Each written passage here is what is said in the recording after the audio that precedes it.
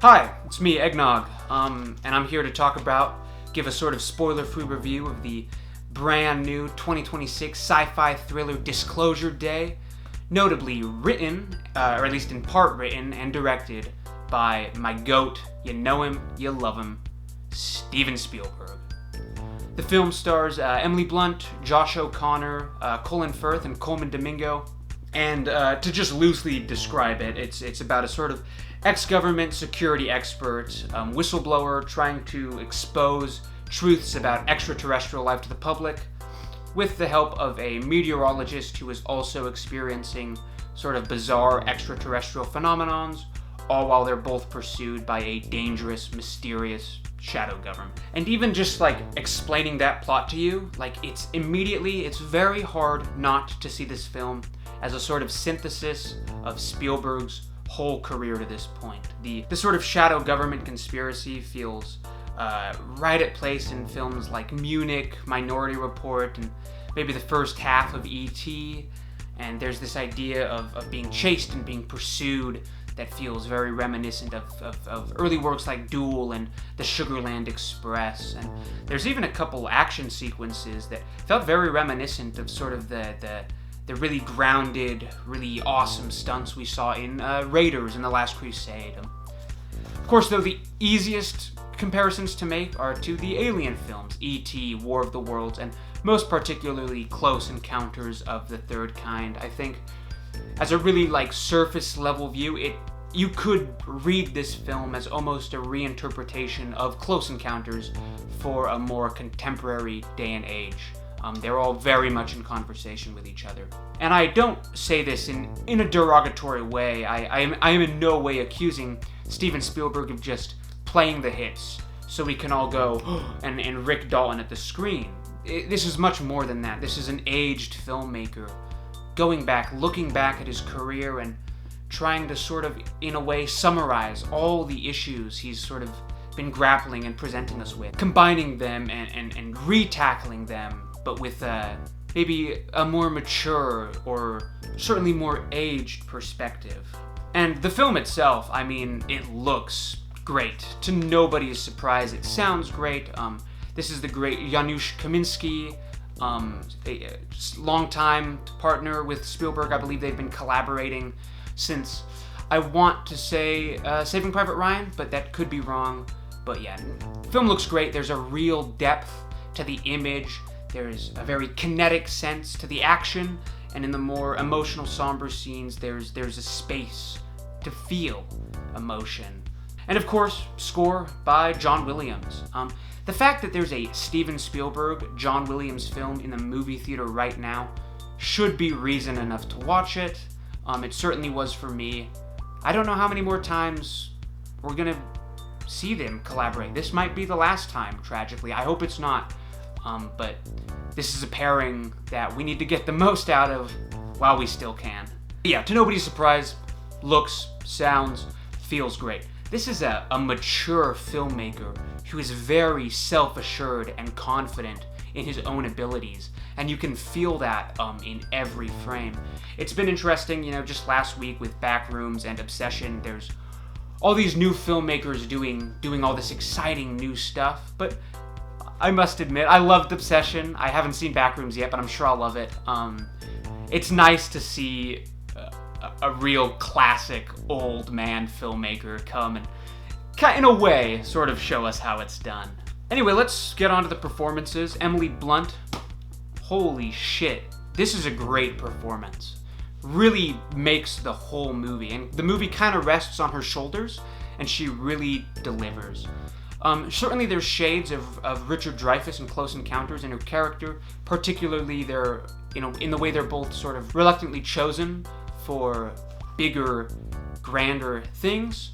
But what she's doing is also totally new. It's manic, it's funny, at times it's very sentimental, very emotional, but it's almost always very sympathetic, and I think as an audience member, she was really like my surrogate. I really felt for her. I wanted to see her navigate the movie. It was just very exciting. I think this is her best performance yet. I know it's too early to talk about Oscars, but I don't know.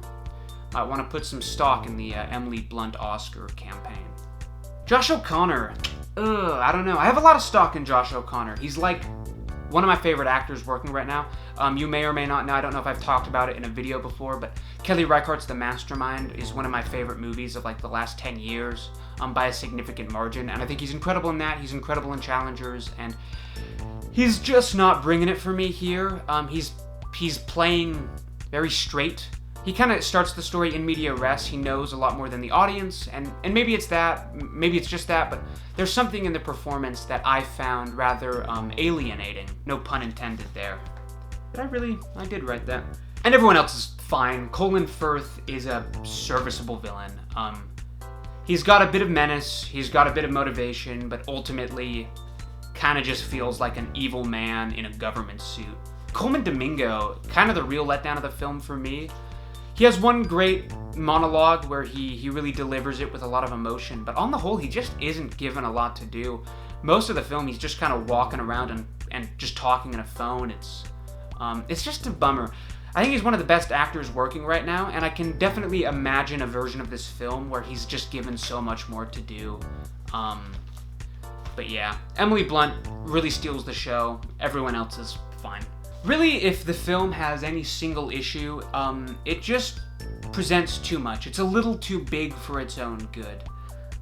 There's a lot of sort of ideas and discussions in this film that feel a little half-baked. Feels like we didn't have the proper amount of time to go into them, and there are certain ideas and subplots that I am a little underwhelmed by, and I think could have been addressed in a stronger way. Particularly, there's this subplot around faith that is just so sort of forced and uninspired and flat. I really can't quite fathom how it made it into like a Steven Spielberg film, you know? It's just this really weak little section of really uninspired, really obvious writing that's not leaving a lot up to sort of the audience to interpret. It does feel a little safe. And I don't want to accuse the film of being shallow. It's far too personal a work to be shallow. But I do think shallow is a word we're going to be hearing in the discourse around this film. But to me, it's like going to a restaurant and you just get a really big plate of food, and some of the food is better than other aspects of the food, and you eat all of it, and you feel full. You know, you leave the restaurant or the theater, you're feeling full. You have a lot to think about. You have a lot to discuss. You know, but maybe you're thinking to yourself, a few items on that plate definitely could have used a few more minutes in the rewriting oven. Especially when the film is already 2.5 hours long, I start to ask myself, do we need all of this? Would this work better if we trimmed some fat and just really focused on the central ideas instead of trying to get everything in here? Still, don't get it twisted. This is a very interesting and a very entertaining film. We can talk about entertainment and ideas all we want, but any filmmaker can do that. And for me, what I've always been really drawn to with Steven Spielberg is he has this sense of humanity and sympathy that other filmmakers just don't really have. You know, you look at E.T., you look at Close Encounters, something even like Schindler's List.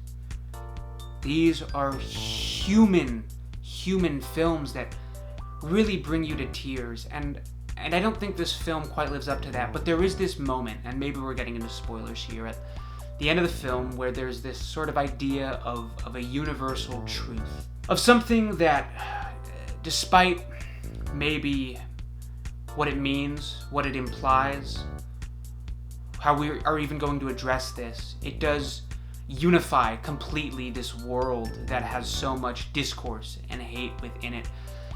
And in this moment, there was a real cathartic, dare I say beautiful humanity that, if even just for a few minutes, felt a bit like that classic Spielberg. I think that's what audiences are going to remember, and I think it's what's going to stay with me the most in this film. I already want to rewatch it just kind of to get to that point again and see and see that again. So, yeah, it's a good movie. It's entertaining. It's interesting. It's not perfect. It's not the next 5-star Spielberg film, at least not to me. I don't think it's going to be to a lot of people, but it's worth seeing. It's a big blockbuster with a lot of ideas, and I hate to say it, that's been kind of a rarity lately. I think we're certainly seeing more of it now, and I hope this film does really well. I think it did. I checked the box office openings. I think it opened well. I hope it did at least. But yeah, check it out. Form your own opinion. But yeah, I'm gonna give it a big old 7 stars on the boxed. My goat's not washed. Anyone saying Steven Spielberg is washed doesn't know what they're talking about. This is one of our great filmmakers, and you just can't miss an opportunity to see one of his films, especially on the big screen. Anyway, that's all from me today. Join me next week where I'm going to be doing something fun. We're going to do like a Steven Spielberg divorce game show, if you can even fathom what that might mean. But like, be there next week for that. It's going to be fun and awesome. And until then, stay safe, stay watching movies, appreciate you watching, have a great rest of your day.